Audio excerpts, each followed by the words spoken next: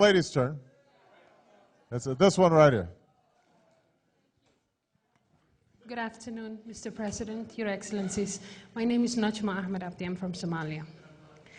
I came all the way here with one question, and that is living in conflict in a country that has confused the whole world, and being part of the diaspora that went back to risk our lives in order to make Somalia a better place, especially with what we're going through right now.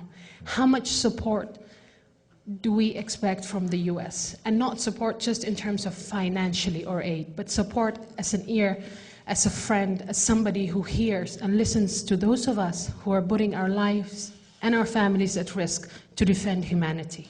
Well, I think you will have enormous support from the people of the United States when it comes to trying to create a structure and framework in Somalia that works for the Somali people. Now, the history of Somalia over the last 20 years has been equally heartbreaking, if not more so. I mean, you have not had an effective, functioning government that can provide basic services. It's been rife with conflict. And now the entire region is threatened because of radical extremists who have taken root in Somalia, taking advantage of what they perceive to be a failing state, to use that as a base to launch attacks, most recently in Uganda.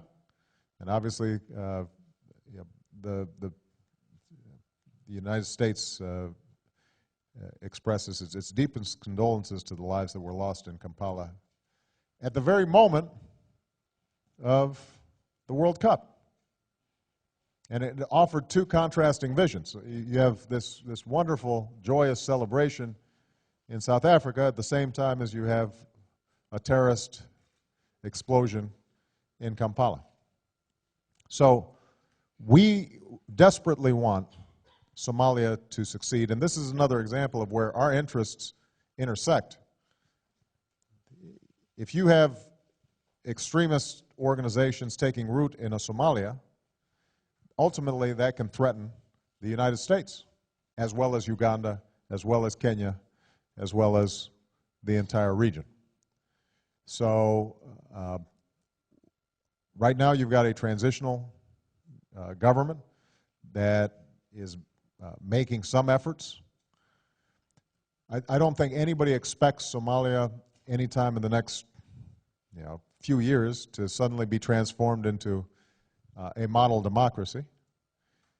Whatever governance structures take place in Somalia have to be aware of the tribal and traditional structures and clan structures that exist within